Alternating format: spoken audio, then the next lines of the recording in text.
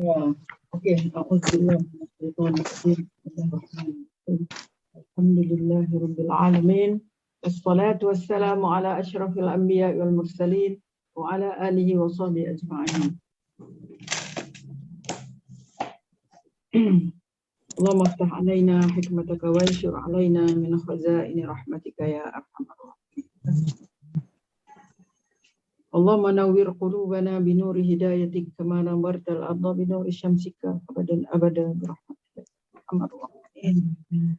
Subhanaka la ilma lana illa ma 'allamtana innaka antal alim hakim. Kita hisap kepala kita supaya kita ingat apa yang kita belajar. Subhanaka la ilma lana illa ma 'allamtana innaka antal alimul hakim.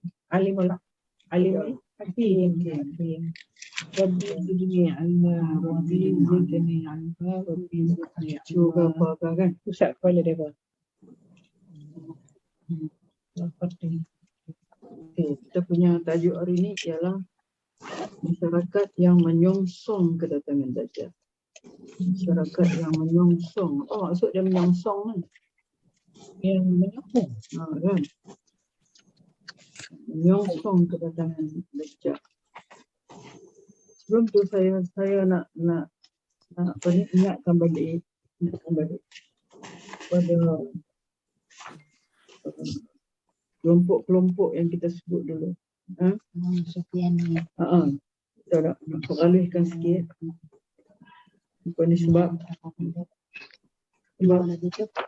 ramai. Kalau kita dengar banyak yang sebut Dajjal, sebut apa ni Imam Mahdi, tak sebut pun orang-orang yang ada di belakang Imam Mahdi yang dia kan. Jadi mereka-mereka ini sebagaimana kita dapat hari itu ialah itu namanya Taifah Al-Mansurah dan Ashabur Rayatis Su. Ingat tak? Ashabur Rayatis Su. Dan satu lagi Sufiani itu yang jahat tu. Satu lagi Banu Ishaq. Banu Ishaq. Dari baik. Ishaq. Ini baiklah yang menyokong. Sebab ni benar ramai lah yang menyokong. Sebab Imam Mahdi semua dunia ni nakluk negeri-negeri yang dikatakan apa ni keseluruhan. Jadi kalau dulu kita kata At-Taifah Al-Mansurah ni siapa? Siapa At-Taifah Al-Mansurah? Apa makna Taifah Mansurah? Itu kelompok yang mendapat kemenangan. Taifah kelompok atau kelompok Al-Mansurah yang mendapat kemenangan.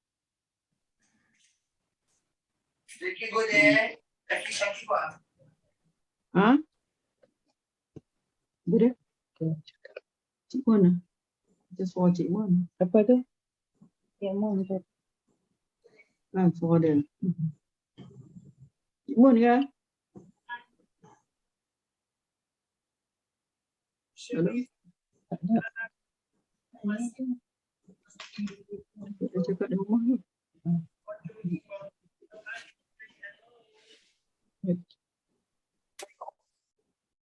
Ya, At-Taifah Al-Mansurah itu kelompok yang mendapat kemenangan. Kelompok ni bila kelompok ni ada, mengikut ini yang saya baca daripada misteri pasukan Panji Hitam ni, dia kata kelompok ni memang ada hadis-hadis banyak menceritakan mengenai kelompok Taifah Mansurah ni. Kelompok ni dia apa ni? Dia akan sentiasa ada sampai saat bertiupnya angin lembut yang mewafatkan seluruh orang beriman menjelang hari kiamat kelak. Ini dia sampai ujung dia akan ada. Dia akan ada. Selepas Isa meninggal pun dia masih ada. Maknanya dia ada sejak zaman Nabi lagi. Sejak zaman Nabi. Kelompok ni dia panggil Mansurah, tapi dia akan sentiasa mendapat kemenangan. Kelompok ni memang perjuangan dia untuk menegak Islam memang dahsyat lah. Bukan macam kita ni memang dahsyat lah dia punya pengorbanan dia apa semua. Diri dia, harta dia. Kalau ditanya bila bermula Taifah Mansurah ni, kelompok ini bermula daripada zaman Rasulullah lagi, serta seluruh sahabat.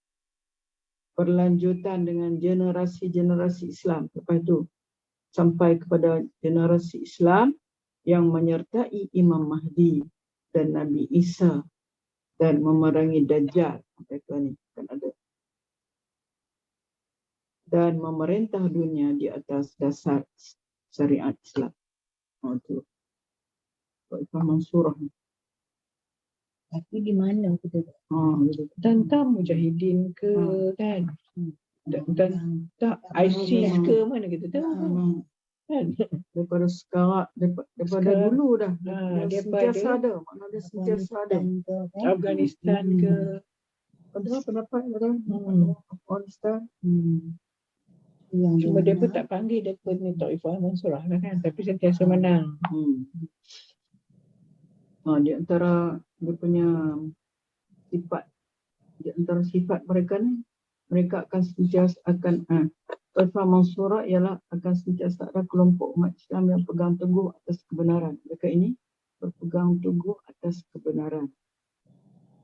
Mereka melaksanakan Al-Quran dan As-Sunnah dengan bersungguh-sungguh. Ketiga, mereka memperjuangkan tegaknya syariat Islam. Ini. Keempat, meraih kemenangan atas musuh-musuh Islam, baik dari kaum kafir atau munafik.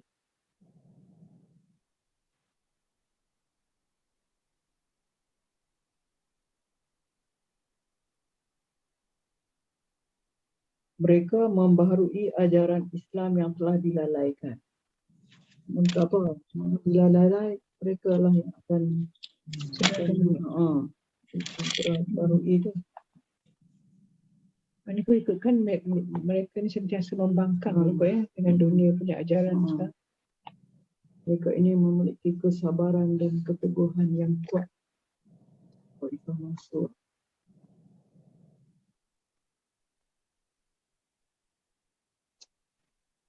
Okey, yang kedua yang kita sebut itu ialah siapa? Siapa lagi? Ashabu Rayatis Sud. Ashab Rayatis Sud. Ashab Rayatis Sud. Ashab alif taha alif raya, raya makna bendera. Ra alif ya ta marbutah. As-Sud alif lam sin waw dal. Pasukan hitam, bendera hitam. Sud hitam.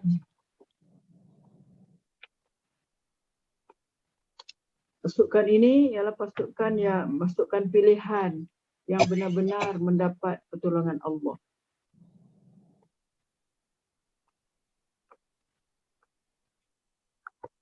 Dalam hadis juga disebut ni, ada sebut banyak juga hadis sebutkan tentang kata akan muncul dari sebelah timur kan. Itu dia berkata timur pada belah kita lah. Khurasan, sebut tu Khurasan. Di dalam perjalanan mereka dari Khurasan menuju Baitul Maqdis, mereka harus melalui banyak negeri yang dikuasai oleh para penguasa kafir dan zalim. Jadi mereka berjuang.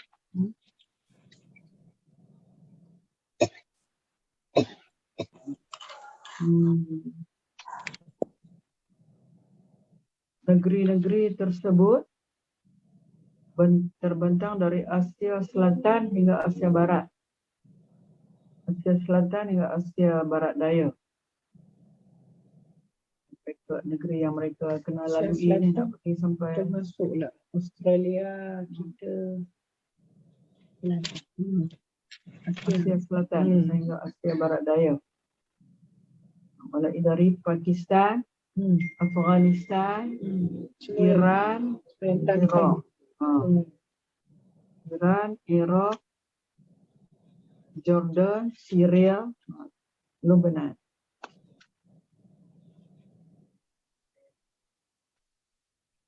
hingga tiba di Palestin. Nah, mereka kenal lagu inilah. Jauh. Dalam banyak hadis menceritakan kemenangan demi kemenangan akan mereka capai satu persatu. Musuh ditumbangkan. Kemunculan mereka terjadi di akhir zaman. Macam kalau Taifah Mansurah tu dia Daripada zaman pada Nabi zaman lagi. Oh, so ni di akhir tu kemunculan mereka terjadi di akhir zaman sebelum atau bersamaan dengan kemunculan Al-Mahdi. Sebelum atau bersamaan dengan kemunculan Al-Mahdi.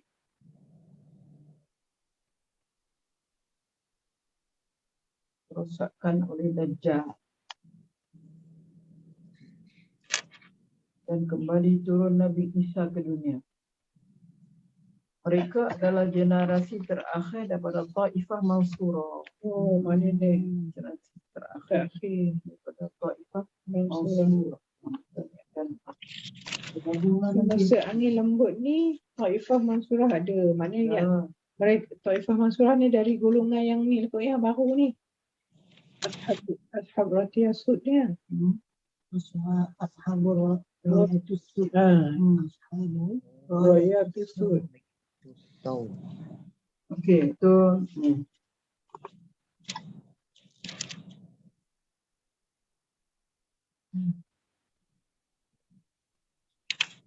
kalau kita sebut mengenai apa ni?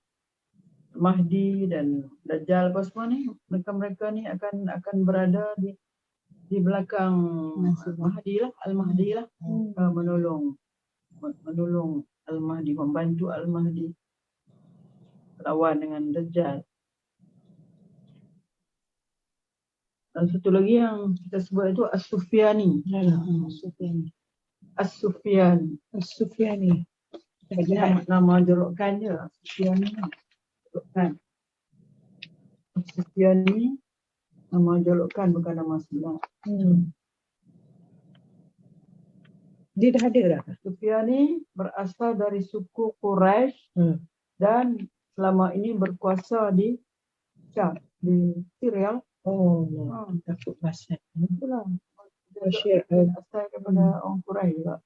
Dia dah berkuasa di Syam, berkuasa di Syria dan Sufyani ini telah menganggap diri dia adalah satu-satunya penguasa umat Islam yang sah. Sama lah tu. Macam Basyar ni. Asal macam dia lagi pokok. Dia kata dia yang betul. Mereka ni menganggap apabila Mahdi dibai'ah di Mekah, mereka menganggap ini sebagai suatu pemberontakan yang harus ditumpas. Mereka nak lawan. Yang mereka lawan. Seperti ni.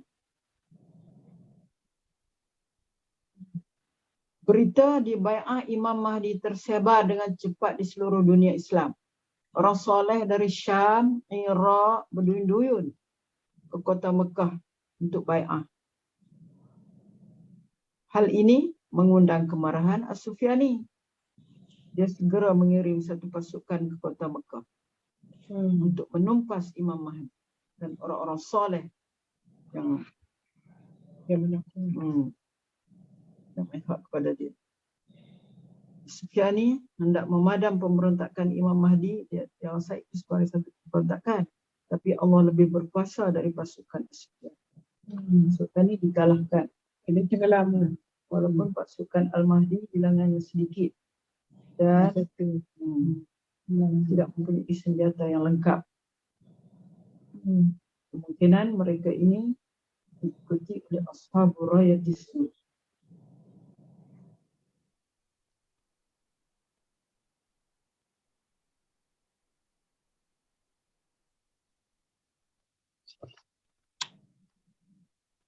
Apa salam dia Kak Siti?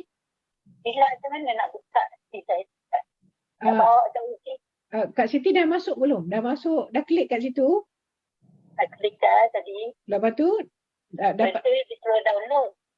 Oh, maknanya Kak Siti tak ada Zoom lagi. Okey, Kak Siti download. Lepas download, tekan balik link tu. tekan balik Zoom tu. Tekan balik. Link.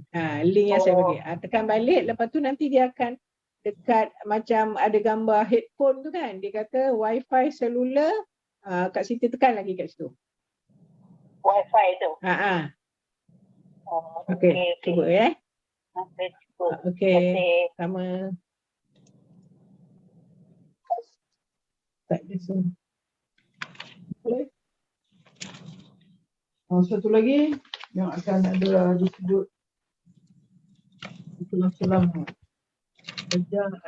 selah-selah Ahmadiyah ni ialah Bani Ishaq.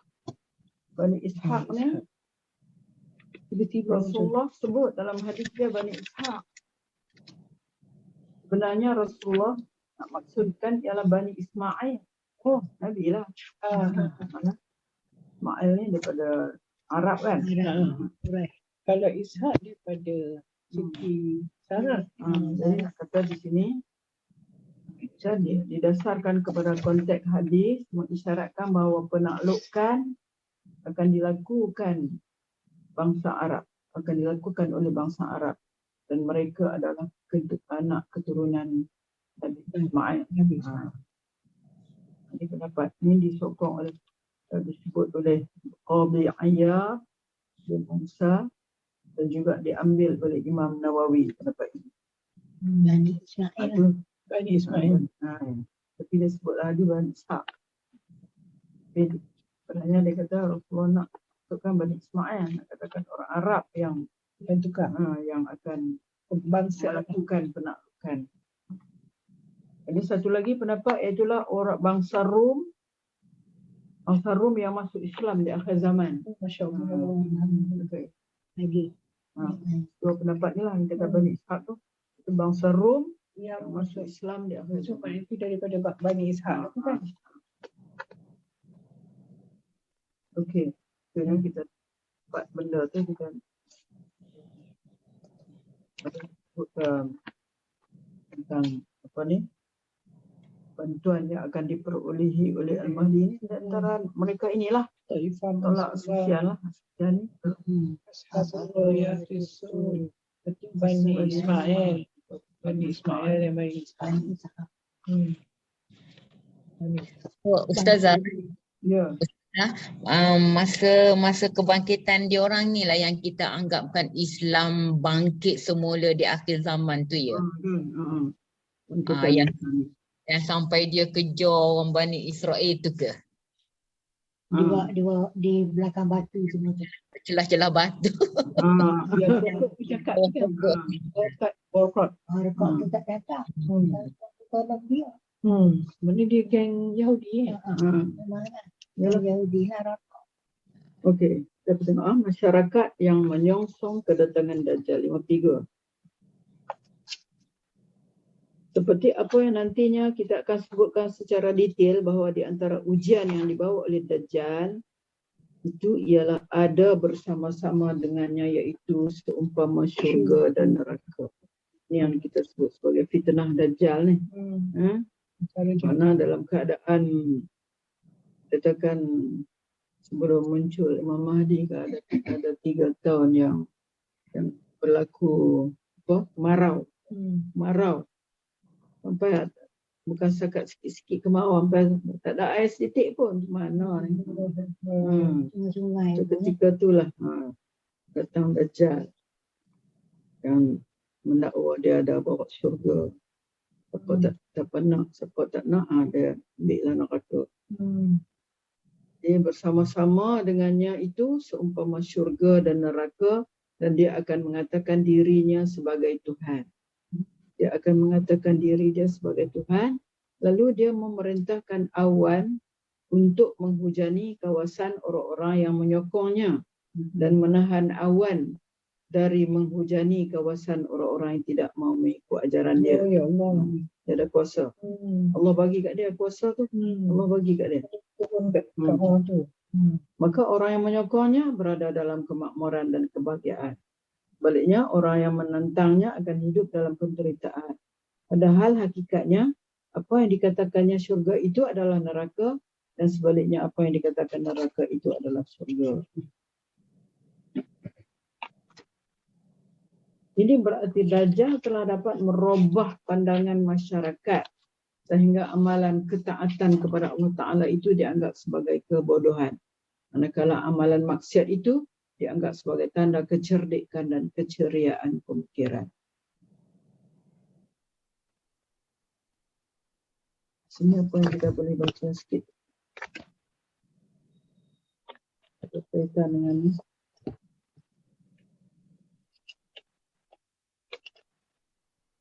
Ini di sini.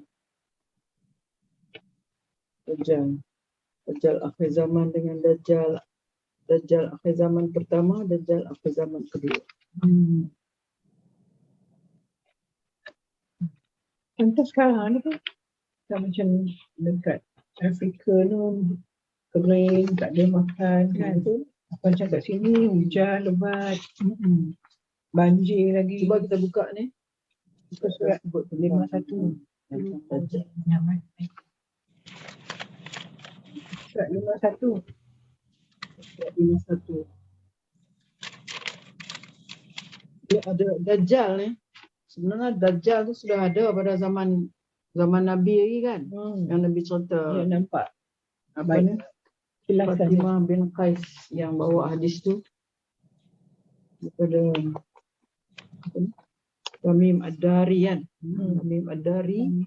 Tamim Ad-Dari itu siapa? Dia adalah orang, asalnya orang Kristian lah. Orang apa ni? Dia kata orang yang menganut agama Masihi lah. Pada masa tu. Itu mana Dajjal tu sudah ada. Dan kita akan tengok di sini kot. Mana dia akan cerita apa ni? Kali pertama, kali kedua. Dajjal akan muncul 2 kali. Dajjal akan muncul 2 kali.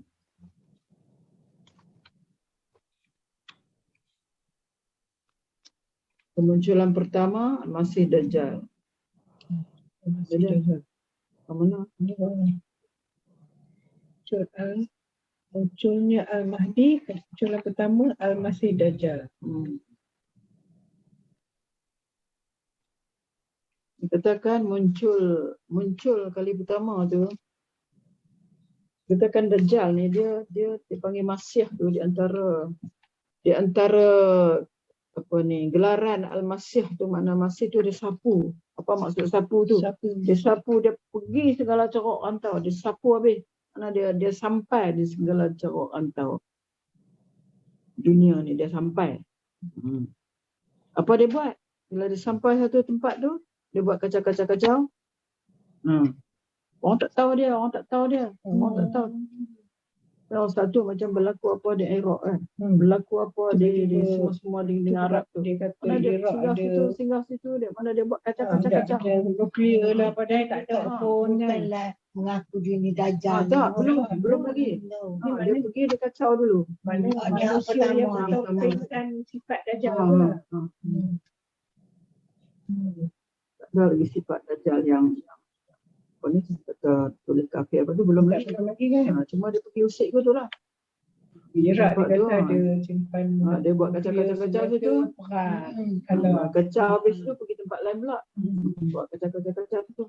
Jadi yang banyak kita nampak tu adalah di orang Arab lah. Sekitar tu lah. Syria mula cantik. Iraq tu kan Kristian betul. Habis Ustaz, negara yang dikacau tu tinggal macam tu saja kan? Dia dah rosakkan negara tu, tinggal. Dia tinggal gitu. Dia pergi yang lain pula. Kalau kata nak perbaiki boleh, tapi tak tahu macam mana tak boleh kan? Kalau kita compare dengan tsunami di Aceh kan? Masih boleh dibina balik kawasan daerah itu, maju balik, umat beribadah semula, beriman semula. Tapi seperti di Iraq, di Iran, coming Syria semua tinggal begitu saja kan? Saya tengoklah. Memang target dia kat situ dulu. Ya betul. Sekarang ni di Syria kan yang dahsyat. Yaman pun. Yaman dia pernah ambil aku. dengan satu pintu. Yaman, Hmm. apa yang hitam tu? Hitam Habsyah. bukan? Chad. Satu lagi. Kalau yang Khartoum ibu negeri dia Sudan. Sudan. Sudan pun kacau bilau ya. Ya. Sudan. Untuk Kak Mun Sahara. tak ada suara. Kak Mun tak buka suara. Sudan itulah di Afrika lah. Yang Libya pun kan. Libya, Gaddafi dah lama dah. Habis dah. Libya, Gaddafi, Riyadh, semua tu nanti habis. Sebenarnya semua negara-negara Islam tu sebenarnya satu saja. United. Tapi lepas itu mereka berpecah-pecah lah. Kan menjadi beberapa negara. Tak kuat jadi. Dia diserang. Sekarang ni pun dah teruk dah. Ya. So maknanya Dajjal yang pertama ni memang dah ada dah. Memang dah sedang bergerak lah. Ustazah kata dari dulu dah ada pun. Memang dia dari dulu dah ada. Dia panggil apa? Katakan ejen Dajjal, ejen-ejen yang sebenar Dajjal. Ejen. Kita Tapi tak dia pun tak perasan benda tu lah. perasan. Ejen sebenar tu ni Yahudi lah. Kan? Tu kau buat pecah belah negara-negara semua. Campur tangan semua. Itu negara yang besar. Kelompok-kelompok manusia yang kecil ni pun ada. Ya. Kita bersatu, kita kuat dalam persatuan, kita kuat dalam kesatuan ummah kita pun ada yang boleh menggugatkan kita kan. Kita tak tahu siapa antara mereka. Kat dalam Malaysia ni pun tiba-tiba. Kalau kita belajar sains kemasyarakatan pun akan dalam satu kelompok manusia akan ada satu kelompok yang blok kiri. Akan ada. Paling tidak dalam keluarga kita sendiri pun dia kata Ada, betul. dengan anak-anak kita ke ahli keluarga kita sendiri. Kadang-kadang pembangkang ni ada juga positifnya kan. Perlu juga pembangkang. Ya. Jadi tadi Dajjal yang apa kemunculan Dajjal pertama. Kan Ustazah kata ada kemunculan Dajjal kedua Ustazah. Kedua iaitulah masa dia mengaku dia Tuhan lah. Masa dia mengaku dia Tuhan. Okey. Apabila kita hendak bandingan ajaran Dajjal yang sesat. Apabila kita nak membandingkan ajaran Dajjal yang sesat ini dengan realiti fikiran masyarakat kita pada hari ini, kita akan dapati bahawa pemikiran Dajjal telah mulai meresap dalam pemikiran masyarakat. Yang lebih menyedihkan lagi, pemikiran seperti ini kian hari kian bertambah pengaruhnya. Inilah yang kita maksudkan dengan istilah masyarakat yang menyongsong kedatangan Dajjal. Ada. Apa-apa yang ada dalam masyarakat sekarang ni seolah macam menolong, menyambut kedatangan Dajjal. Artinya masyarakat kita yang ada sekarang ini telah beransur-ansur menuju ke arah pemikiran Dajjal dan berusaha ke sana sehingga nantinya apabila Dajjal muncul, masyarakat kita memang akan menerima pemikiran Dajjal yang sesat. Nah, adalah kalimat tu ya. Tak gunalah. Baca-baca doa nak lepas itu pun. Lagilah tak baca. Baca pun dalam ni. Macam yang virus macam dia. Ramai yang mempertikaikan hadis, ramai mempertikaikan dalil Ustazah. Ini pun kita dah tengok kan. Sampai kan ustaz-ustaz pun takut nak jawab sebab segala-galanya ada dalil. Wah, dia tanya macam tu kan. Kita nak jawab susah. Bahkan sebagian masyarakat merasakan kemunculan Dajjal ini memang satu perkara yang sangat ditunggu-tunggu. Dan Dajjal itu sendiri dianggap sebagai tokoh terkini, up to date, yang diharap akan menyelamatkan masyarakat. Dalam hal ini kita mau mengemukakan satu contoh pemikiran masyarakat kita. Misalnya pandangan masyarakat terhadap ilmu agama yang diistilahkan para ulama sebagai ilmu fardu ain Iaitu ilmu yang wajib dipelajari oleh setiap orang yang mukallaf, yang berakal dan yang sudah baligh. Bawah ni dia beritahu apa dia. Ilmu yang dikatakan fardhu inilah ilmu yang wajib dituntut oleh setiap individu muslim. Para ulama meringkaskannya pada 3 jenis ilmu, iaitu ilmu tauhid, ilmu fiqh dan ilmu akhlak tasawuf. Kita rujuk pada kitab yang muktabar. Itulah ilmu yang ini. Tauhid, fiqh, akhlak. Itu ilmu yang wajib dipelajari setiap orang yang mukallaf, yang berakal dan yang sudah baligh. Katakanlah misalnya mengetahui syarat-syarat dan rukun-rukun sembahyang, kerana sembahyang seorang belum dianggap sah apabila hal ini belum diketahuinya. Realiti masyarakat kita jelas menunjukkan bilangan yang begitu besar dari lapisan masyarakat yang belum mempelajari syarat-syarat dan rukun-rukun sembahyang dengan baik, walaupun hanya ke tahap sekurang-kurangnya, iaitu sampai dapat dikatakan sembahyangnya itu sah oleh para ulama. Yang lebih jelas, masih banyak anak remaja kita yang masih belum tahu cara sembahyang yang sah. Sebab katanya nak bawa katanya 80% yang tak sembahyang. Kata Maju. Orang kita lah 80%. Ni Langsung.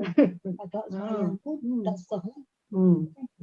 Tu pakai tu kan. Dia jadi mereka boleh membaca surah Al-Fatihah dengan baik, tapi sudah banyak mengetahui ilmu-ilmu yang lain. Lain nak saja. Memanglah itu. Boleh dapat sambutan, tapi yang ni tak. Mungkin dalam matematik ia cemerlang, ia di bidang sains baik, kemahiran hidup memuaskan dan seterusnya. Manakala ibu bapa mereka pula merasa tidak bertanggungjawab terhadap anak-anak mereka. Mereka hanya gelisah kalau melihat anak-anak mereka tidak berjaya dalam peperiksaan matematik, sains, geografi dan seumpamanya. Tapi mereka tidak merasa gelisah kalau anak-anak mereka belum boleh membaca Al-Quran atau belum dapat melakukan sembahyang dengan baik. Sedangkan kita telah pun mengetahui bersama bahawa sembahyang itu adalah tiang agama yang menentukan tegak atau runtuhnya agama seseorang. Jadi, masyarakat kita telah banyak melukai ajaran agama, tidak mengetahui rukun dan syarat sembahyang, bahkan masih banyak yang tidak mengerjakan sembahyang. Dan nampaknya keadaan seperti ini bertambah buruk dari hari ke hari. Sehingga apabila sampai di kemuncaknya, maka ketika itulah Dajjal akan muncul dan masyarakat akan menyambut kedatangannya. Eloklah sambut Dajjal dengan tak tahu sembahyang apa. Dalam hal ini Huzaifah bin Asid radhiyallahu anhu, seorang sahabat pernah berkata, "Inna Dajjal law kharaja fi zamanikum la ramathu as-sibyanu bil khadaf walakinnahu yakhruju fi naqsin minan nas wa khiffatin minad din wa su'i zati bayyin." Artinya sesungguhnya seandainya Dajjal itu muncul pada zaman kamu, ini zaman tabi'in radhiyallahu anhu, nescaya kanak-kanak akan melemparnya dengan batu. Tetapi ia muncul di saat bilangan umat Islam yang benar-benar kuat beragama itu hanya sedikit, dan pengetahuan agama pun sangat sedikit, dan orang ketika itu hidup dengan tidak mempedulikan nasib saudaranya yang seagama. Sekarang ni lah. Sekarang ni lah memang realiti. Mak bapak habis duit dah tuition anak. Tuition, hantar pergi sekolah muzik lah.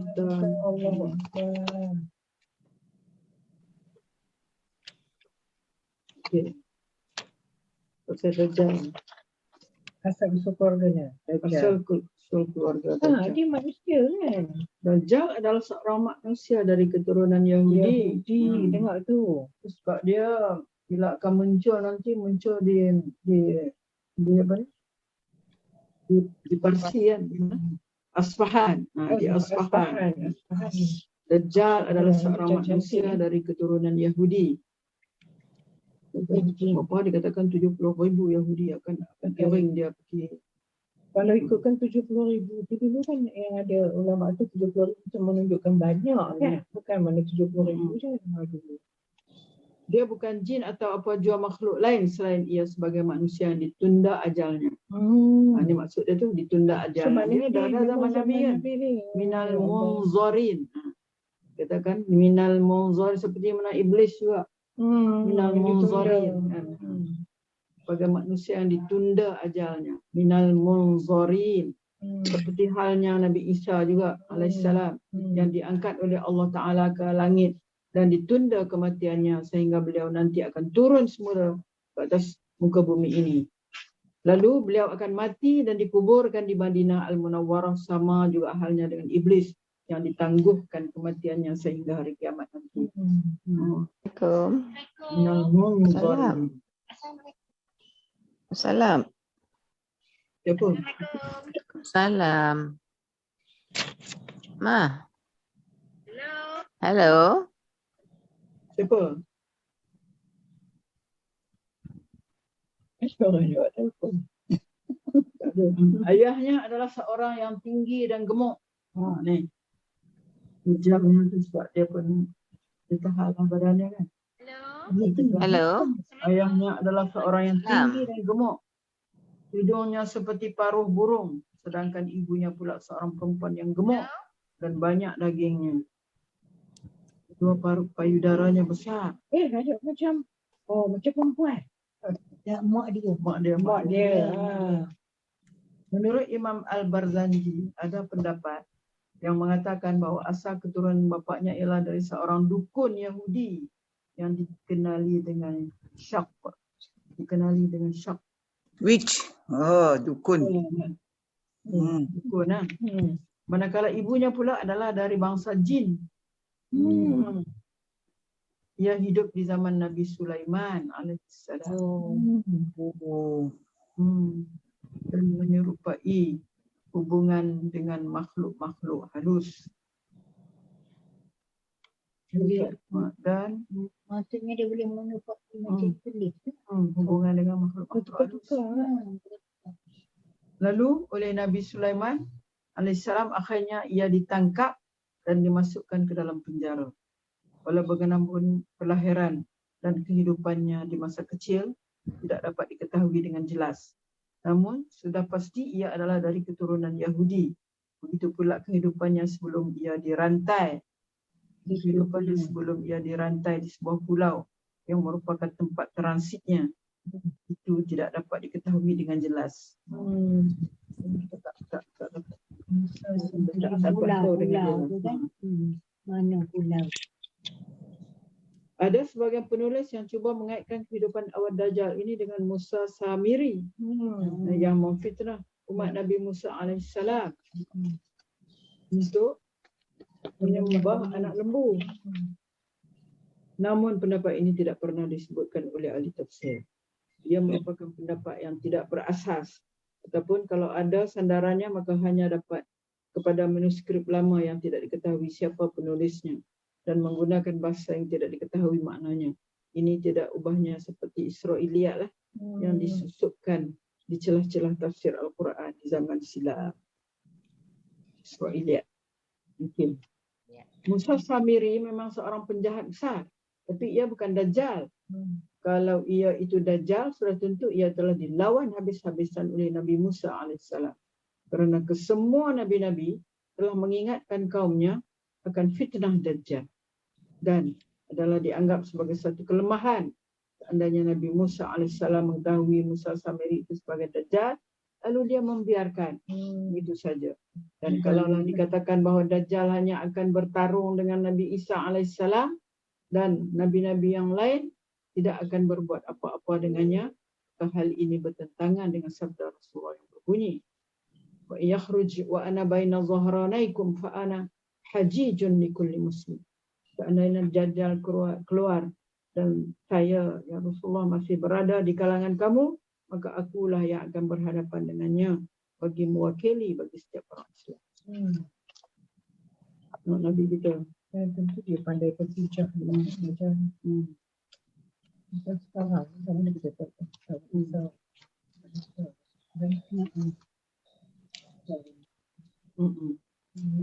Itu Yahudi semua tu. Dan Rasulullah menyebutkan juga wa huwa kharijun fikum la muhal. Dajjal itu sudah pasti akan keluar di zaman kamu. Tidak mustahil, la muhala, tidak mustahil. Dan ini membawa arti bahawa Dajjal belum keluar membawa fitnah sehingga masa Rasulullah SAW bersabda perkataan tersebut, dan ia keluar selepas masa sabdaan Nabi. Selepas tu baru dia. Baru dia keluar. Seandainya kita mau menerima cerita-cerita Israiliyat, maka yang boleh kita terima hanyalah yang tidak bertentangan dengan nas Al-Quran atau hadis Rasulullah. Sedangkan apa yang disebutkan oleh manuskrip lama ini adalah bertentangan dengan nas yang sharih atau nyata dari hadis Rasulullah, seperti yang telah kita sebutkan seperti tadi. Ya, orang Yahudi pun percaya juga, tapi pada dia pun Al-Masih Dajjal ni baik dapat tengok anak. Mereka duk tunggulah.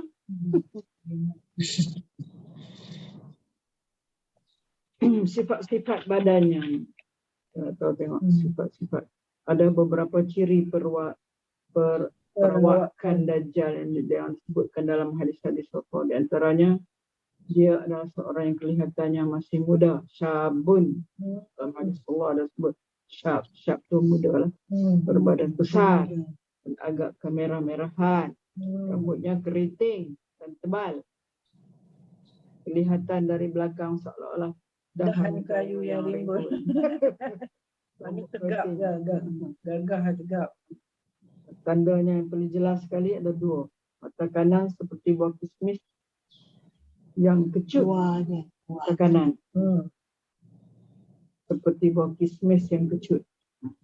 Pertama, buta matanya yang kanan dan kelihatan seperti buah kismis yang kecut.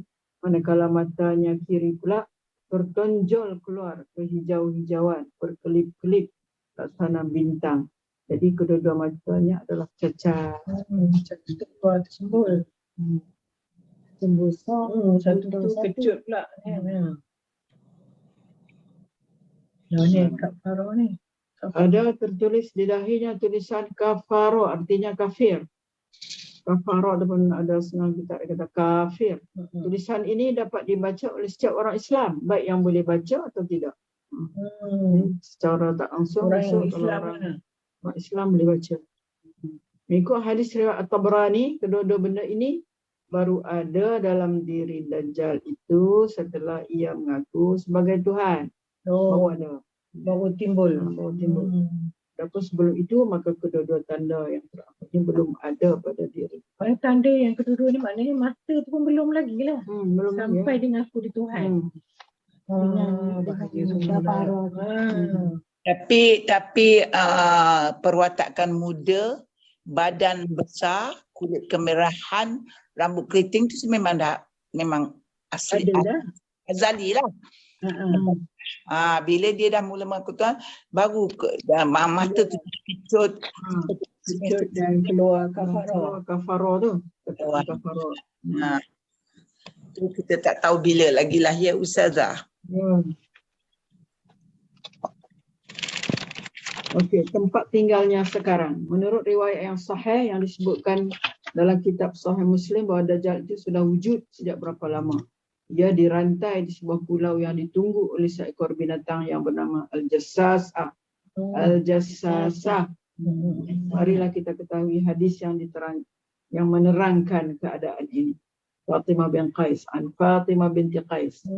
Qalat lamma qadat iddati sami'tu nida al-munadi munadi Rasulillah yunadi as-salatu jami'a fa kharajtu ila al-masjid fa sallaytu ma'a Rasulillah sallallahu alaihi wasallam fa kuntu fi saffi an-nisa allati tali zuhur al-qaum falamma qada Rasulullah salatahu pada apa itu ada orang buat tu Bang Jul ada perlu aircon tu nak di-clear mana, nak dibuang ke, nak simpan mana. Gendala sebentar. Gendala sebentar. Gangguan sementara. Sementara. Harap maaf. Kena mute. Jangan tutup TV anda, jangan tutup telefon anda. Jangan lari. Orang-orang yang berkenaan live tu kena mute lah supaya tak dengar apa perbincangan mereka. Tapi okey tak apa. Saya nak tanya Ustazah lah. Hello, Fazila ya? Tak ada Faiza. Saya ada. Saya bila baca macam ni saya ingatkan cerita-cerita seperti ini, kemunculan Dajjal, hari kebangkitan, all that kan. Masa saya kecil, saya pun sekolah agama tau, 6 tahun tau. Di Jalan Pasar. Tapi kan tak ada penceritaan seperti ini. Padahal benda ini sudah ada di zaman Nabi, kan? Jadi macam saya rasa saya ketinggalan berpuluh tahun. Kak Mon sama lah Kak Mon, kita serupa. Ya, that's why saya meneliti perkara ini. Saya kata kita tinggal berpuluh tahun. Jadi tidak dapat kita menyampaikan kepada anak generasi pertama, dan sekarang saya dah ada generasi kedua. Generasi kedua yang cucu saya ni baru mempelajari benda-benda ini. Nampak tak? Jadi maksudnya kita dan anak kita tak ada didedahkan pada perkara-perkara seperti ini. Untuk persediaan tak ada, berpuluh tahun kita ketinggalan. Kita kena buat sekarang dah noh. Memang ada disebut dalam hadis bahawa cerita ni tidak timbul masa dulu tu, tidak dimunculkan sebab apa? Sebab macam nak lalaikan orang daripada mengingat benda-benda tu. Sekarang baru. Benar, itu sekarang baru ada timbul kerana kesedaran ni timbul kerana ada pertentangan lah Ustazah. Dua pandangan, dua pendapat sekarang macam-macam kan? Macam-macam sekarang kan, dengan dalam keadaan walaupun sekarang kita dapat ketahui contohnya di Jepun. Di Jepun sekarang peningkatan yang memeluk Islam tu ramai. Kita yang Islam nak menukar agama mereka. Tapi yang masuk agama Islam tu kita tak tahu macam mana caranya, nama saja ke atau ada ikut benar-benar tuntutan Islam tu, kita pun tak tahu. Kan? Tapi Jepun insyaAllah dia pun ada. Jepun, Korea, yes. And then now London kan. Di London kita tengok memang kita kalah lah di sini negeri kita. Mereka di setiap penjuru ada ingatan bagi untuk umat Islam semua kan. Anak-anak muda pun kan. Kita kat sini tak ada lah nampak gaya, belum lagi. Itulah dia. Pemerintah. Dah macam tu pula. Macam tu pula sekarang ni Jepun, Korea nak pergi campur Islam. Saudi semua nak pergi ambil belah barat pula itu. Yang itu dia akhir zaman. Itulah tanda-tanda dia. Saya kata the vision of 2030. The vision of 2030. Nampak tak dia punya vision 2030? Bagi dia umat Arab dah terkolot dia kata kan. Kalau kita macam tak puas hati. Macam ni tak Afghanistan ni. Okey, dan kena serang. Amma qadar Rasulullah sallallahu jalasa ala al-minbar wa yadhhak faqala liyalzim kullu insan musalla. Thumma qala atadruna lima jama'atukum? Qalu Allah wa rasuluhu a'lam. Qala inni wallah ma jama'atukum li raghbatin wala li rahbatin walakin jama'atukum li anna Tamim ad-Dari kana rajulan nasraniyan faja'a fabaya'a wa aslama wa haddatsani hadisan wafaqa alladhi kuntu ahadithukum anil masih. Banyaklah kan. Kita baca banyak orang panjang. Tapi berkat sikit dah lah kan. Tengok makna dia. Makna dia panjang. Ini hadis sahih. Tapi ini dah dimasukkan silibus sekolah menengah. Hadis ini diriwayat oleh Muslim dan sahih lah. Di Sahihahi diriwayatkan oleh apa lagi? Tirmizi lagi. Cerita dia begini. Fatimah bin Qais.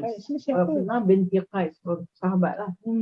Radhiyallahu an berkata, kalau sudah habis iddahku, aku mendengar suara pemanggil yang ditugaskan oleh Rasulullah untuk memanggil orang ramai dengan suara as-salatu jami'ah kan. Yang berjamaah kumpul. Artinya marilah berkumpul untuk mengerjakan sembahyang as-salatu jami'ah kan. Agaknya tak ada lagi azan kan. Masa tu kan. Lalu aku pun pergi ke masjid dan aku semayang bersama dengan Rasulullah dan berada di saf para wanita. Dan aku duduk berhampiran dengan bahagian belakang para makmum lelaki. Manakala selesai, Rasulullah dari semayang, baginda terus naik ke atas mimbar sambil tertawa dan seraya berkata, hendaklah masing-masing kamu duduk di tempat semayang. Jangan beredar. Kemudian baginda bersabda, tahukah kamu kenapa kamu semua aku kumpulkan? Sahabat menjawab, Allah dan Rasulnya yang lebih mengetahui. Dan inilah jawaban sahabat. Rasulullah tanya apa-apa, Allah dan Rasulnya yang beradab. Lalu baginda bersabda, sesungguhnya demi Allah, aku tidak mengumpulkan kamu kerana mengharap sesuatu atau takut sesuatu, tetapi aku mengumpulkan kamu kerana Tamim Ad-Dari adalah berasal dari seorang Kristian. Lalu dia datang menemui aku dan menyatakan keislamannya dan telah berjanji tak setia kepadaku, dan beliau juga telah bercerita kepadaku akan suatu cerita yang sesuai dengan apa yang pernah aku ceritakan kepadamu berkenaan dengan Masih Ad-Dajjal. Beliau bercerita kepadaku bahwasanya beliau pada satu masa dulu pernah mengharungi lautan bersama-sama dengan 30 orang lelaki dari kabilah Lakham dan Juzam. Lakham, Lam, Khomim, Juzam, Jin, Zal, Mim. Lalu mereka dipukul oleh gelombang yang besar selama 1 bulan. Sehingga akhirnya mereka sampai ke satu pulau yang ada di tengah-tengah lautan yang merupakan tempat tenggelamnya matahari. Apabila telah sampai di situ, mereka pun menaiki sampan-sampan kecil. Sampan kecil. Dia biasanya dibawa bersama kapal besar untuk keperluan penumpang yang mereka gunakan untuk berlabuh di pulau itu. Ketika mereka masuk ke dalam pulau itu, mereka sangat terkejut apabila bertemu dengan seekor binatang yang berbulu kasar dan tebal. Binatang itu tidak diketahui jantan atau betinanya dan tidak dapat diketahui di sebelah mana duburnya dan di sebelah mana kemaluannya disebabkan bulunya yang terlalu lebat. Lalu mereka bertanya kepada binatang itu, siapa kamu? Binatang itu menjawab, akulah Jassasah. Jassasah itu makna tukang intip rahsia. Dia datang perkataan jasus. Kan? Jasus. Jassasah. Jasus. Tukang intip. Tukang intip. Jasus. Tukang intip rahsia. Mereka pun bertanya lagi, apa itu Jassasah? Binatang itu menjawab pula, tak usah panjang cerita. Dan hendaklah kamu pergi menemui seorang lelaki yang ada di tempat pertapaan itu kerana dia sangat rindu nak mendengar berita dari kamu. Ya. Apabila binatang itu menyebutkan di dalam pertapaan itu ada seorang lelaki, kami jadi takut daripadanya kerana menjadi ia adalah syaitan betina. Kepercayaan orang Arab kuno, syaitan yang selalu datang musik orang tu ialah syaitan betina.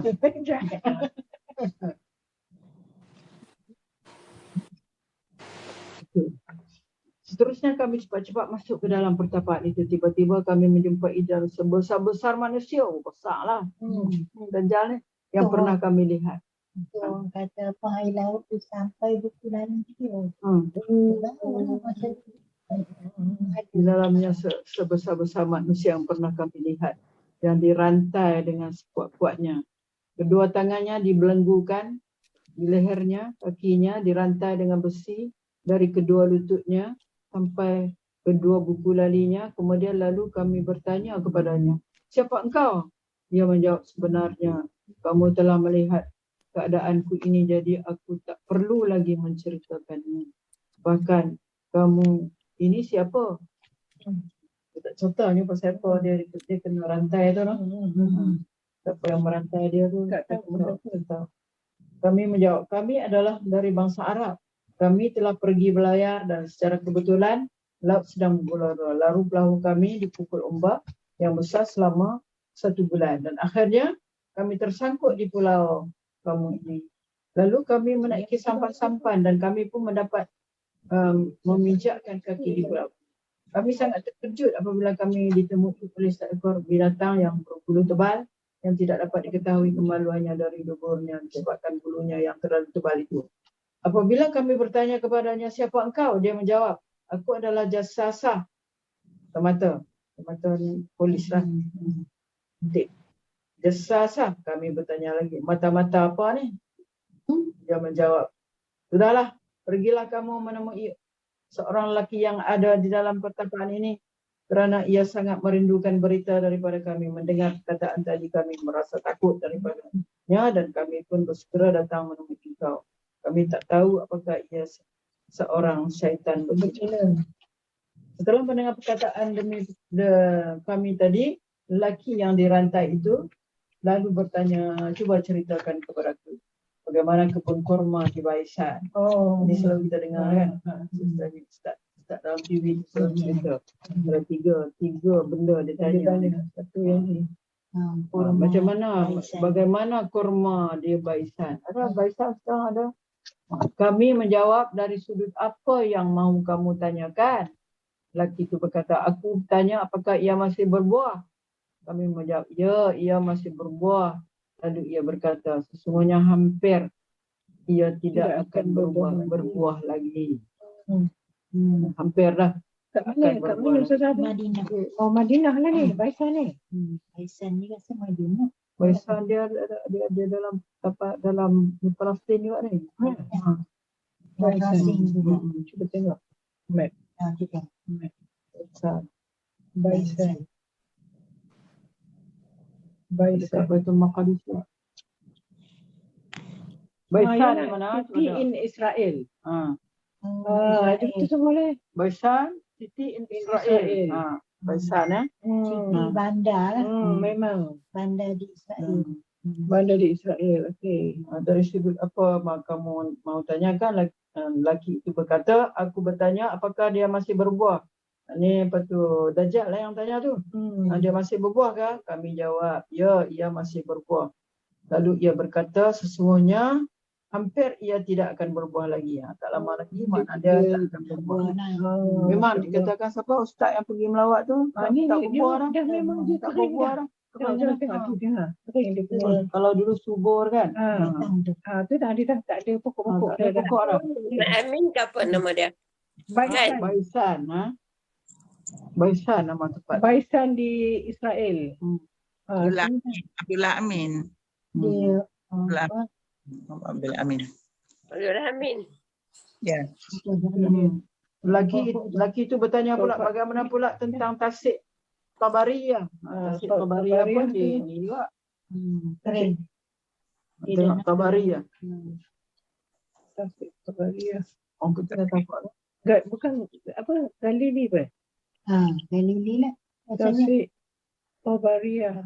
Tabariyah. Tabari. Tasik Tabari. Di mana tu? Tasik Sea of Galilee. Galili. Sea of Galilee ni dekat dengan dalam Itali. ayat dekat ni lah, dekat Nazareth, dekat Haifa ni semua dekat Lebanon lah. Lebanon, Tel Aviv dekat dengan Jerusalem ni. Dekat West Bank. Kawasan tu lah. Semua daerah Palestin dengan kami Beirut. menjawab tentang hal apakah yang kamu tanyakan. Dia berkata lagi, apakah masih ada airnya? Ada air lagi? Kami jawab, airnya masih banyak. Lalu dia berkata, dia tu Dajjal lah. Sesungguhnya tidak lama lagi airnya akan kering. Sekarang pun dah kering kan? Kering dah. Kemudian dia bertanya pula, bagaimana pula dengan mata air Zohar? Zohar. Masih Zohar, kami menjawab tentang keadaannya yang mana kamu tanyakan. Dia berkata lagi, apakah masih ada airnya? Dan apakah penduduk di sekelilingnya masih menggunakan mata air itu untuk tanaman mereka? Kami menjawab, ya, airnya masih banyak dan penghuni di sekelilingnya masih menggunakan mata airnya itu untuk tanaman mereka. Kemudian dia bertanya lagi, bagaimanakah Nabi orang-orang ummiyin? Maksud orang ummiyin ni orang Arab. Maksudnya Nabi bagi orang-orang Arab, iaitu Nabi Muhammad lah. Nabi itu orang Arab yang tak boleh baca kan. Apakah yang dikerjakannya? Itu apa? Kami menjawab, ia telah lahir di Mekah dan telah berhijrah ke Yasrib dan Madinah. Ia bertanya pula, apakah orang-orang Arab memeranginya? Kami menjawab, ya, mereka memeranginya. Dia bertanya lagi, terus bagaimana perlakuannya terhadap mereka? Kami menjawab, ia telah banyak memperolehi kemenangan terhadap mereka. Bahkan hampir semua orang Arab yang ada di sekeliling telah mengikutinya. Dia bertanya pula, sungguhkah itu terjadi? Kami menjawab, ya, sungguh ia terjadi. Okay. Ia berkata pula, kalau mereka mengikutinya, maka itulah yang terlebih baik. Maka sekarang ini aku mau mengkhabarkan kepada kamu, siapa sebenarnya aku? Aku adalah Al-Masih Ad-Dajjal. Barulah dijaga. Kita tahu semua dah. Rasanya sudah hampir diizinkan aku akan keluar. Bila aku keluar, aku akan berjalan ke semua permukaan bumi. Sehingga tiada ada sebuah kampung jua pun kecuali akan aku datangi, iaitu dalam tempoh 40 hari. 40 hari, bayangkanlah, Masya Allah. Selain dari Makkah dan Tayyibah itu Madinah lah, maka aku ditegah dari memasuki kedua-duanya. Bila aku cuba hendak masuk ke salah satu antara kedua kota ini, aku akan dihalang oleh para malaikat dengan pedang yang terhunus. Mereka mengawal kedua kota itu daripadaku, dan sesungguhnya pada setiap bahagiannya ada malaikat yang menjaganya. Dajjal ni dua tempat tu ya tak boleh. Yang lain semua dunia dia boleh masuk. Berkata Fatimah bin Qais perawi hadis ni. Lalu Rasulullah menghentak mimbarnya dengan tongkat yang ada pada tangannya sambil bersabda, inilah Tayyibah, inilah Tayyibah, inilah Tayyibah, yakni Madinah. Wahai para sahabatku, bukankah telah aku sampaikan berita ini kepada kamu? Sahut sahabat, ya wahai Rasulullah. Lalu baginda menambah lagi, sesungguhnya aku sangat tertarik dengan cerita Tamim Ad-Dari ini, oleh kerana ia sesuai dengan apa yang pernah aku ceritakan kepada kalian, terutamanya tentang keistimewaan Makkah dan Madinah. Perhatian, Dajjal itu sebenarnya berada di Laut Syam. Berada di Laut Syam atau di Laut Yaman. Sebenarnya makna Laut Syam, kepulauan yang ada di Laut Syam, Laut Tengah atau Laut Yaman, kepulauan yang berdekatan dengan negeri Yaman. Dan dari perkataan atau di sini menunjukkan keraguan perawi hadis atau kerana Nabi SAW mengandaikan salah satu di antaranya. Tingkat tengok ke. Di Laut Syam atau di Laut Yaman lah. Kalau Yaman. Sesungguhnya ia berada di arah timur. Sesungguhnya ia berada di arah timur. Berapa kali Nabi sebut 3 kali. Sesungguhnya ia berada di arah timur.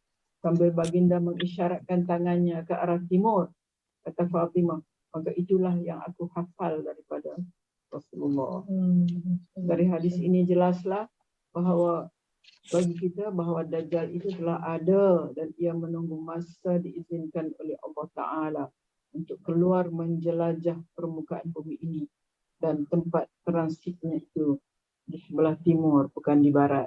Kepulauan tersebut, tetapi kemudiannya andaian ini telah dipastikan oleh baginda dengan menyatakan bahawa Dajjal itu sebenarnya berada di arah timur.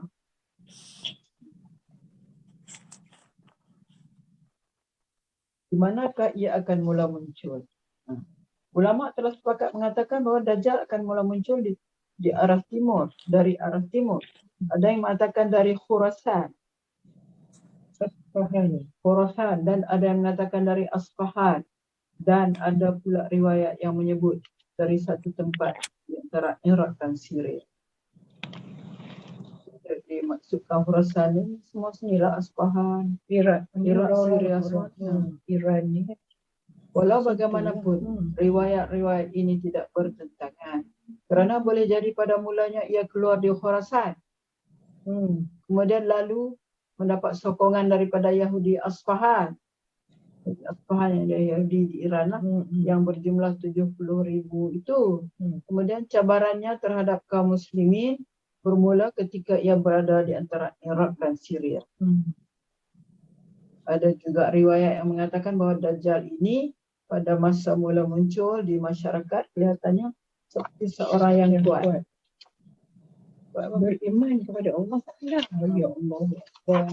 Beriman kepada Allah Ta'ala. Ya, macam tu. Dan dia mempunyai banyak pengikut dan pendukung. Setelah ia merasa kuat dan peminatnya bertambah banyak, ia mula mengaku sebagai seorang Nabi. Maka ketika itu ia akan ditinggalkan oleh orang-orang yang mempunyai kesedaran dan kefahaman yang benar terhadap agama. Kemudian setelah berlalu beberapa waktu, ia mengaku sebagai Tuhan. Maka pada ketika itulah mata akan buta sebelah dan akan dituliskan di antara dua matanya perkataan kafara, kafir. Tulisan ini akan dapat dibaca oleh setiap orang yang beriman.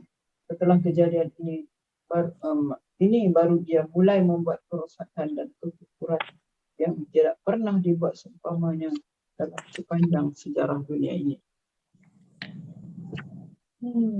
Berapa lama dia akan hidup setelah kemunculannya? Dajjal akan hidup setelah ia memulakan tentangannya kepada umat ini selama 40 hari sahaja. Oh, maknanya daripada dia start tentang 40 hari pula. Ada makna dia. Namun begitu, hari pertamanya adalah sama dengan setahun. Oh, Hari kedua sama dengan sebulan. Dan hari ketiga sama dengan seminggu. Setahun, sebulan, seminggu. Hari pertama setahun. Hari kedua sama dengan sebulan. Hari ketiga sama dengan satu minggu. Dan hari-hari lain seperti biasalah. Yang baki lagi sama seperti hari biasa. Jadi keseluruhan masa Dajjal membuat fitnah dan kerosakan ialah 14 bulan dan 14 hari. 14 bulan, 14 hari. itu sejak kafarah lah, sejak dia mengaku Tuhan kan. Ada dua tanda. Ada dua tanda tu. Dalam hadis Muslim ada disebutkan, ya Rasulullah, wa ma labisuhu fil arba'una yawman. Yawman kasanah, ni hadis. Hadis yang tadilah sehari seperti setahun, sehari lagi seperti sebulan, sehari lagi seperti seminggu kan. Jumaat dan hari yang pagi seperti hari biasa. Ya Rasulullah, fazalikal yawmul ladzi kasana atakfina fi salati yawm? Ya, ada sahabat tanya, kalau apa ni, Satu hari yang setahun tu, satu hari sama dengan setahun tu, cukupkah?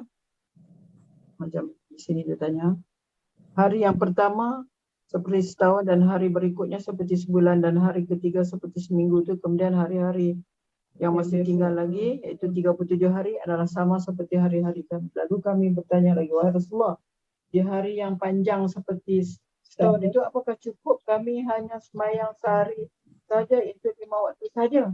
Inilah jadi Setahun. Kami jawab apa? Tidak cukup, kamu mesti menghitung hari itu dan menentukan kadar yang bersesuaian bagi setiap sembahyang. Jadi kita kira jam Jam lah. Daripada panjang Maghrib Aisyah berapa jam, daripada subuh ke zuhur, ajar-ajar 6 bulan siang, 6 bulan malam. Masya Maksud sabdaan Rasulullah ini ialah kita harus menghitung jam yang berlaku pada hari itu. Bukan mengikut perjalanan matahari, tak ikut. Biasanya kita lakukan, kita ikut jam kan, ikut matahari. Jadi kalau misalnya sudah berlalu 7 jam setelah sembahyang subuh pada hari itu, maka masuklah waktu sembahyang zuhur dan wajib kita mengerjakannya. Setahun. Sembahyang fardu zuhur, dan apabila telah berlalu setelah sembahyang zuhur itu 3 jam misalnya, maka masuklah waktu asar, maka wajiblah kita sembahyang asar. Itulah seterusnya sembahyang maghrib, isya dan subuh dan seterusnya sehingga habis hari panjang itu sama panjangnya dengan masa 1 tahun. Dan hitungan sembahyang pun pada sehari itu sama banyaknya dengan hitungan sembahyang. Itulah hari yang kedua di mana panjangnya sama dengan sebulan. Dan pada hari yang ketiga panjangnya sama dengan 1 minggu. Maka pada hari-hari ini sembahyang juga ditakdirkan seperti contoh yang telah kami sebutkan. apa ni, baki hari lagi tu biasa kan. Jadi 37 hari tu 3 hari. ni biasa. Setahun, sebulan, Seminggu. seminggu. Macam-macam fitnah dajjal. Kita doa ni.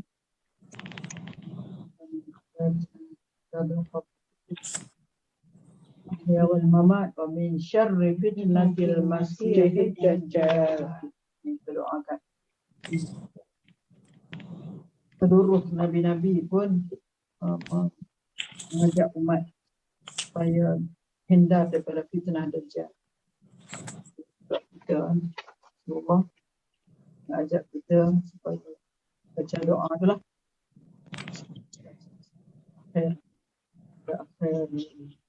Sebelum beri salam. Sebelum memberi salam. Sebelum beri salam. Dajjal telah diberi peluang oleh Allah Ta'ala untuk menguji umat ini. Oleh kerana itu Allah Ta'ala memberikan kepadanya beberapa keampunan yang luar biasa. Kemampuan yang luar biasa. Di antara kemampuannya ialah segala kesenangan hidup akan ada bersama dengannya dan benda-benda yang beku akan mematuhinya. Ya. Sebelum kemunculan Dajjal, dunia Islam akan diuji oleh Allah Ta'ala dengan kemarau panjang selama 3 tahun berturut-turut. Pada tahun pertama hujan akan kurang seperti sepertiga dari biasa, dan pada tahun kedua hujan akan berkurang 2/3 dari biasa, dan pada tahun ketiga hujan sama sekali tidak turun. Umat Islam ketika itu dilanda kelaparan dan kekeringan. Saat itulah Dajjal akan muncul membawa ujian. Maka daerah mana yang percaya bahawa Dajjal itu adalah Tuhan, dia akan berkata kepada awan, hujanlah kamu di daerah ini, lalu hujan pun akan turun, bumi pun menjadi subur. Manakala penduduk yang tidak percaya dengan ketuhanan Dajjal, mereka akan tetap berada dalam kelaparan walaupun sawah ladang mereka berhampiran dengan sawah ladang yang subur yang dimiliki oleh orang-orang yang percaya dengan ketuhanan Dajjal. Begitu pula halnya binatang, ternak, ekonomi, perdagangan dan segala sumber kehidupan semuanya akan menjadi makmur, stabil, meningkat, maju bagi orang-orang yang percaya dengan ketuhanan Dajjal. Sebaliknya bagi mereka yang tidak mau mengikutnya, mereka akan terus hidup dalam kekeringan, kemunduran dan kemerosotan. Dalam hal ini ada disebutkan dalam hadis Rasulullah yang berbunyi ayat an-nas. Sampailah fayu'minuna minuna wa yastajibuna lahu. Lalu Dajjal datang kepada suatu kaum di tengah-tengah dalam susah tu dan mengajak mereka supaya beriman dengan ketuhanannya. Dia Tuhan ni. Apabila mereka menerima seruannya, ia akan menyuruh awan menghujani mereka. Maka tanah pun akan subur. Fatumbitu wal ard fatumbitu, menghujani mereka. Maka tanah pun akan subur dan menumbuhkan bermacam-macam tanaman dan binatang ternak. Mereka juga menjadi gemuk dan pernah berisi susunya. Tu binatang-binatang tu. Gemuk. Allah. Selia dah. Kalau kita kan kaum lain yang tidak mau mengikutnya, tak mau percaya pada dia sebagai Tuhan, mereka akan tetap berada dalam kesengsaraan. Hujan tak turun di kawasan mereka. Tanah mereka terus menjadi kering, kerontang. Tiada ada tanaman atau binatang ternak yang dapat dihasilkan. Dan apabila Dajjal melalui mana-mana kawasan atau kota yang telah roboh dan hancur, lalu ia berkata, keluarkanlah segala isi perutmu. Maka akan keluarlah segala simpanan dan tambang yang berharga yang ada di bawah tanah itu. Dan dengan segera mengikutinya. Seperti rakyat lebah yang terbang mengikut ke mana ketuanya terbang. Dan ada pula diriwayatkan bahawa pendukung Dajjal akan memiliki segunung roti. Banyaklah makanan dia dapat. Sedangkan orang-orang yang tidak percaya dengan ketuhanannya berada dalam kelaparan dan kefakiran. Dalam hal ini, sahabat bertanya kepada Rasulullah, kalau gitu, qila, fama ya'ishun nasa fi zalika zaman. Jadi apa yang dimakan oleh orang Islam pada waktu itu, wahai Rasulullah?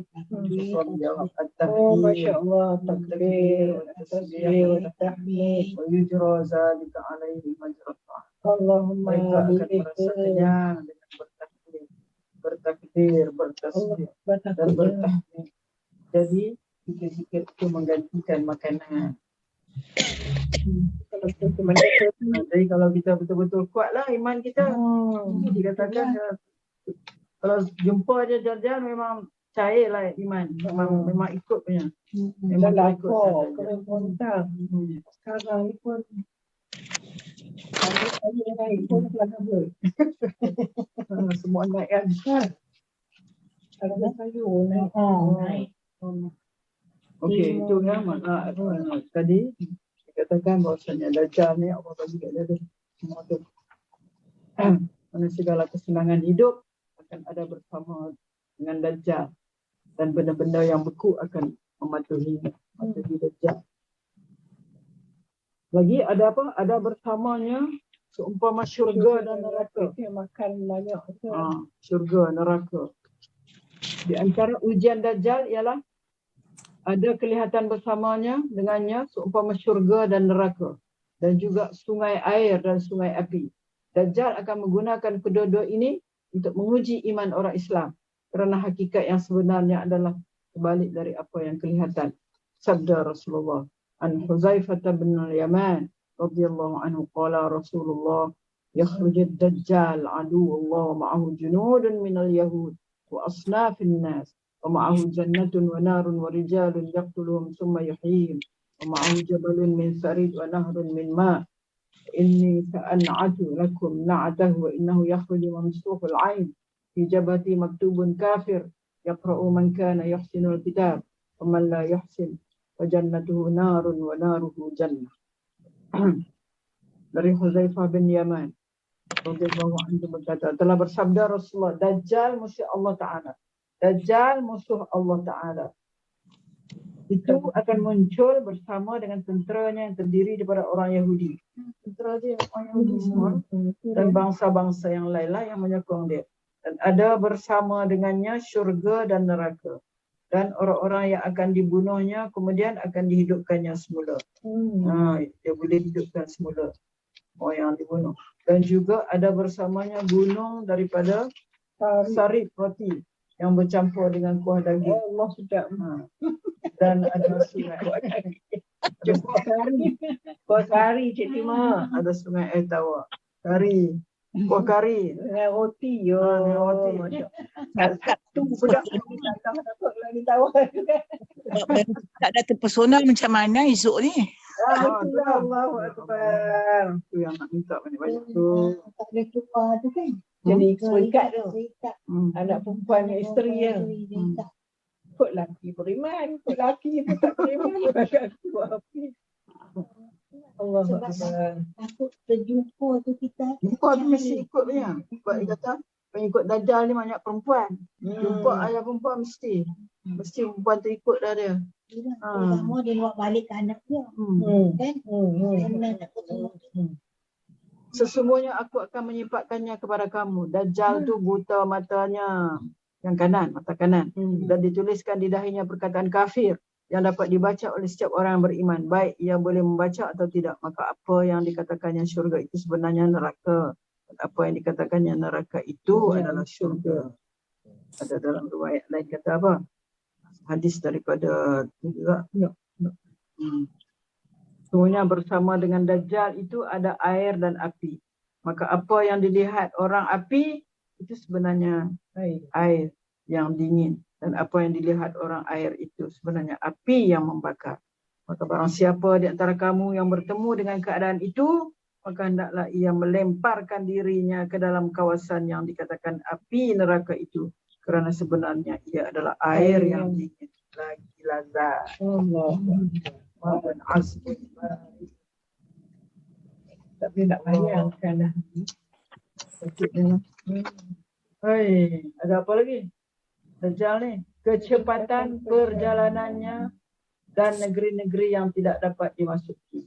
Dua je lah negeri tak boleh masuk. Dua je lah kan? Ya Rasulullah, wa ma isra'uhu fil ard. Ditanya kepada Rasulullah. Qala kal ghaisi stadbarat hurriyah. Kami bertanya, wahai Rasulullah, bagaimana kecepatannya di atas muka bumi ini? Nabi menjawab, kecepatan perjalanannya adalah seperti kecepatan ghais. Ghais apa makna ghais? Hujan atau awan yang dipukul oleh angin yang kencang. Seperti hujan atau awan yang dipukul oleh angin yang kencang. Kecepatan yang seperti ini tidak ada pada kenderaan orang-orang dulu. Kalau hari ini maka dapatlah kita membandingkannya dengan kecepatan jet-jet tempur yang digunakan oleh Angkatan Udara dalam peperangan, atau lebih cepat dari itu lagi, sehingga beribu-ribu kilometer dapat ditempuh dalam 1 jam perjalanan. Bahkan mungkin lebih cepat lagi dari itu, seperti yang disebutkan dalam hadis tersebut. Fayaridul kulla manhalin wa tutwa lahul ardu qayya farwatil kabs. Lalu Dajjal akan mendatangi setiap tempat sumber air, maksudnya mendatangi setiap kampung, dan dilipatkan baginya bumi ini laksana lipatan kulit kambing kibas. Maksud lipat tu apa? Jadi cepatlah. Makna cepat perjalanan, cepat dia sampai. Maksud hadis ini, Dajjal akan berjalan di atas muka bumi ini dengan cepat sekali, sehingga dalam masa yang singkat ia telah dapat menjelajah dunia dan penghuni dunia akan segera mengikutinya. Dan dengan perjalanan yang cepat ini juga, Dajjal akan lepas dari pengamatan orang yang hendak meneliti kekurangannya, sehingga ramai orang akan tertipu dengan muslihatnya dan tidak berkesempatan memperhatikan matanya yang buta itu. Namun demikian, Dajjal tetap tidak dapat memasuki 2 kota suci umat Islam, iaitu Makkah Al-Mukarramah dan Madinah Al-Munawwarah. Maka penghuni kedua-dua kota itu akan selamat dari fitnah Dajjal. Jom duduk di sana. Betul, lagi awal tak duduk. Tapi tak ada tempat lah. Kalau kecil je kan. Jadi tidak ada sebuah negeri jua pun. Surat 108. Tidak ada sebuah negeri jua pun yang ada di atas muka bumi ini kecuali akan dijelajahi oleh Dajjal. Sampai ramai. Dan dia akan menguasai negeri-negeri tersebut kecuali Makkah dan Madinah. Maka Dajjal tidak melalui mana-mana jalan untuk masuk ke kedua kota ini, kecuali di sana ada malaikat yang menjaganya dengan pedang yang tertulis. Maka Dajjal hanya boleh sampai di kawasan yang berbatu merah di dekat persimpangan Sabikha ni, tanah yang dibiarkan begitu saja. Jadi tidak ada apa-apa tanaman atau bangunan di atasnya. Itu di luar kota Madinah. Okay, ada tempat tu. Lalu bergegarlah kota Madinah 3 kali, gegaran. Maka tidak ada seorang munafik, tidak ada seorang munafik lelaki atau munafik perempuan kecuali dia akan keluar daripadanya. Maka Madinah itu sama seperti tempat pembakaran besi yang mengeluarkan karat daripadanya. Dan hari itu dinamakan sebagai hari Al-Khalas, hari penapisan. Al-Khalas. Sebenarnya kalau yang munafik tu ikutlah. Mungkin gegaran tu kuat kot. Jadi dia kata takut duduk kat sini, bahaya kan. Bahaya dia keluar. Ustaz, kawasan Mekah dan Madinah itu cuma di kawasan tanah haram ke ataupun termasuk luar tanah haram? Tidak sebut tu lah. Mungkin kawasan tanah haram kot sebab dia kata di kawasan yang tanah gersang tu apa namanya, Sabir. Di luar Madinah. Tanah haram lah kan sebab Yalah, Mekah dengan Madinah tak gersang Madinah. Berapa kilometer persegi je dah. Allahumma. Maksudnya kecil sangat lah yang selamatnya ya. Tak apalah, matilah dulu tak apa. Memang kata ada gerakan yang ni orang munafik kan nak masuk memang keluar daripada Madinah. Macam sekarang ni kan. Orang yang suka kepada apa ni? Hiburan apa tu? Keluar lah. Itu yang dia buat kat Dubai tu. Dubai tu kira dah keluar lah kan. Jeddah. Riyadh, Abu Dhabi tu semua kan, Masya Allah. Takutnya. Perkataan malaikat yang disalah artikan. Perkataan malaikat yang disalah artikan. Ma'ahu malakani minal malaika. Yushbihani nabiyyaini minal anbiya. Law syi'tu lasammaituha bi asma' abaihima. Wahidun minha an yamini wal akhar an shimal. Wa zalika fitnah. Wa yaqulu ad-dajjal alastu bi rabbikum? Alastu uhyi wa umit? Fa yaqulu ahadul malakain kadzabta ma yasma'uhu ahadun minan nas illa sahibu fa yaqulu lahu sadaqta fa yasma'uhu an-nas fa yadhunnun innama yusaddiqu ad-dajjal wa zalika fitnah. Bersama dengan Dajjal ada 1-2 malaikat yang menyerupai rupa 2 orang Nabi. Kalau mahu aku sebutkan nama mereka, tentu akan dapat aku sebutkan namanya dan juga nama kedua ayah mereka. Salah seorang dari malaikat itu berada di sebelah kanan Dajjal dan seorang lagi berada di sebelah kirinya. Kehadiran mereka merupakan ujian dari Allah Ta'ala. Lalu Dajjal berkata kepada orang ramai, bukankah aku ini Tuhan kamu? Bukankah aku dapat menghidupkan dan mematikan? Lalu jawab salah seorang malaikat tadi, bohong. Engkau bohong. Tadi tu kaza betul. Ucapan malaikat ini tidak dapat didengar oleh siapa kecuali hanya oleh malaikat yang seorang lagi. Lalu malaikat yang mendengar ucapan sahabatnya itu berkata, menjawabnya, benar engkau. Yang menjadi malangnya ialah ucapan malaikat yang kedua ini dapat didengar oleh semua orang. Lalu orang menyangka bahawa malaikat itu menyokong perkataan Dajjal. Dan inilah yang dikatakan fitnah ujian. Dua malaikat tu satu baik tu tak? Baik. Bukan main keliru yang akan terjadi. Tak dengar. Yang pertama dia tak dengar. Kedua baru dengar. Terjadi dari sebab salah erti pada ucapan malaikat yang kedua ini.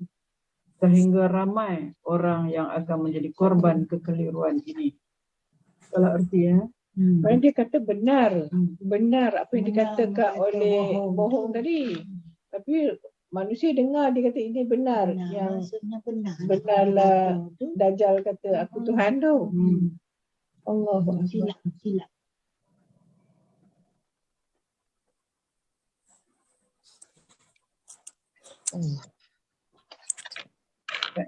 Dia dengar malaikat tu mengatakan benar. Kalau kata bohong tu betul lah. Tapi orang tak dengar. Orang dengar yang dia cakap benar. Orang kata bohong. Yang orang cakap bohong tu dia pun tak dengar.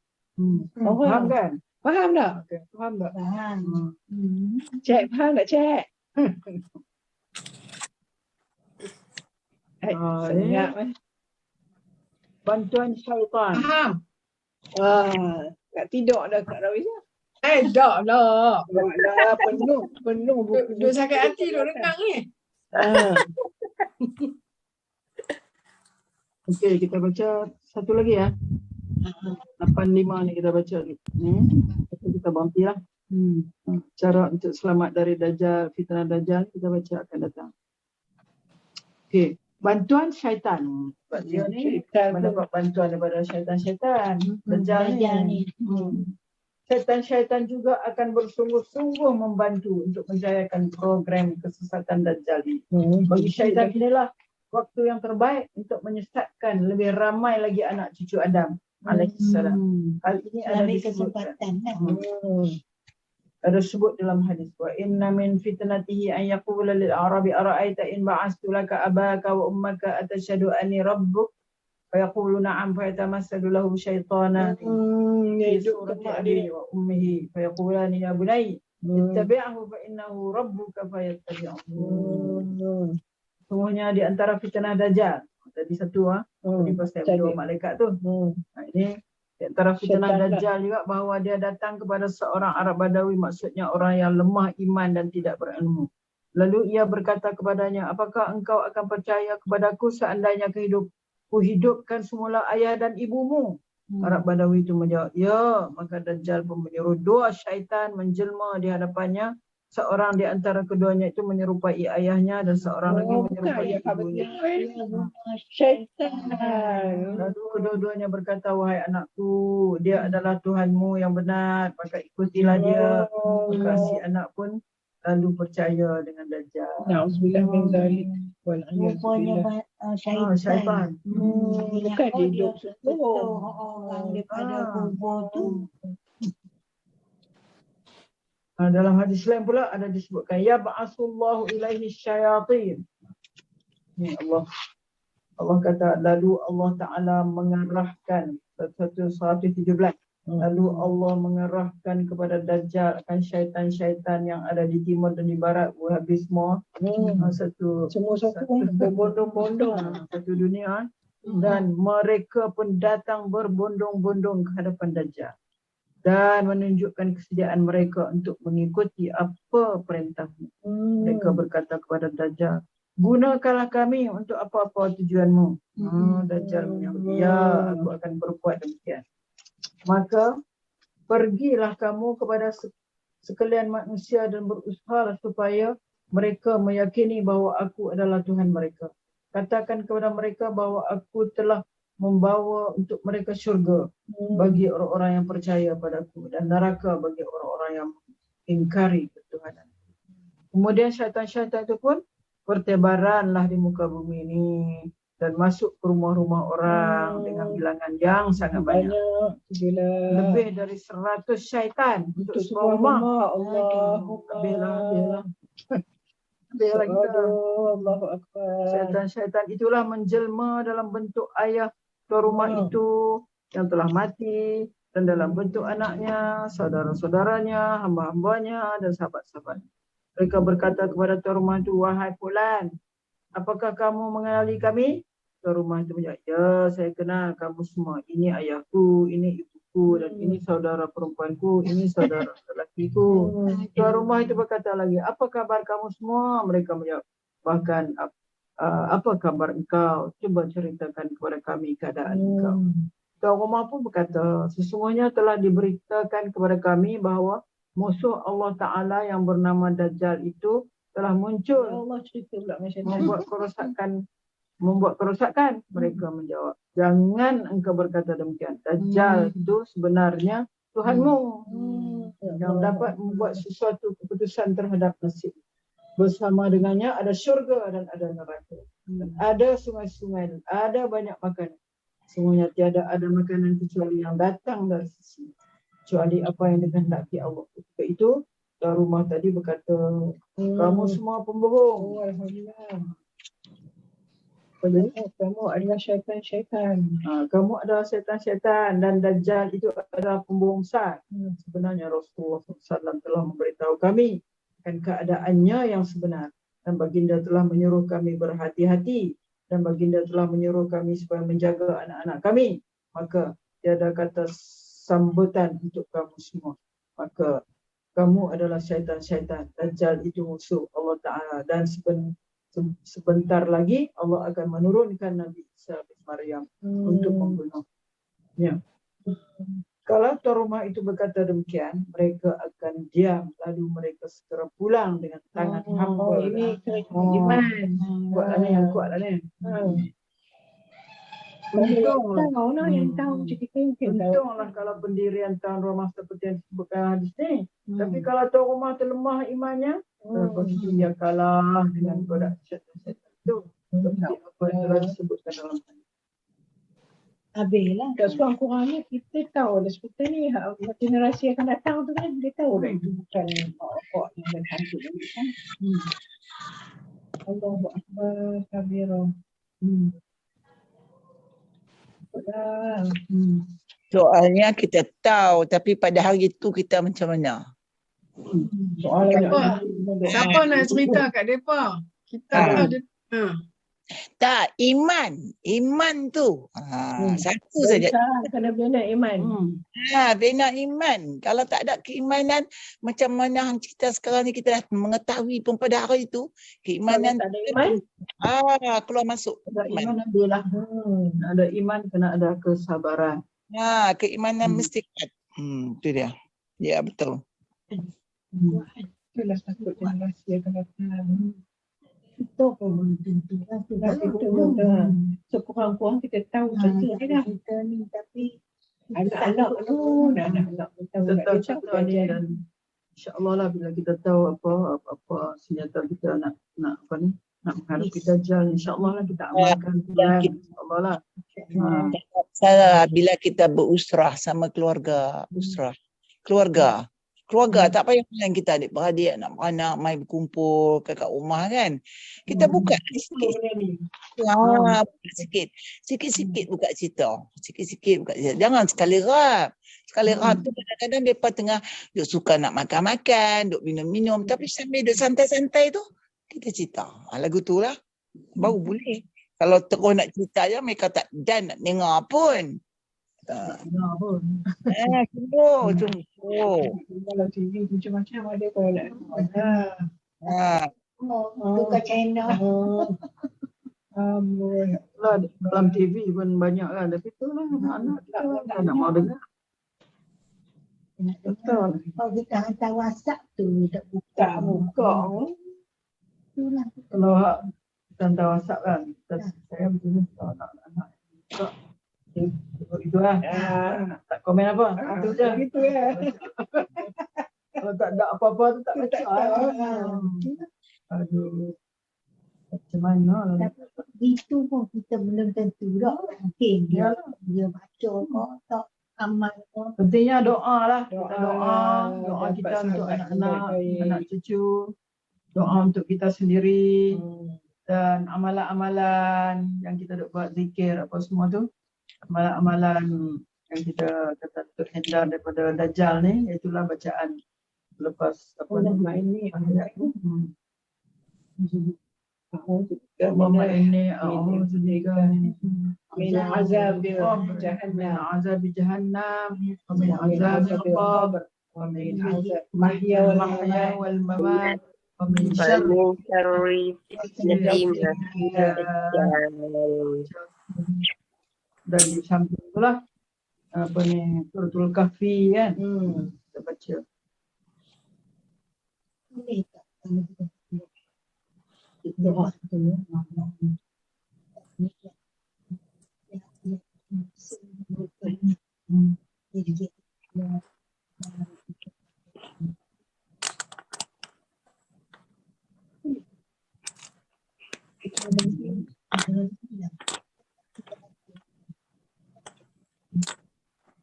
Ini Quran.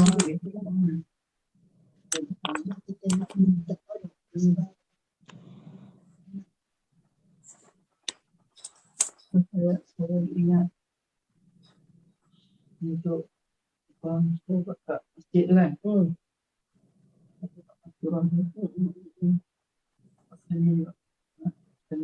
Samping serta pasal apa yang ada dalam 114 surah tu. Kita akan buat keluar dalam tiap-tiap surah. Ada zikir atau doa. Daripada awal pada Al-Fatihah sampai Hari Sabtu Ustazah buat Cik Timah pi ke? Cik Timah pi ya.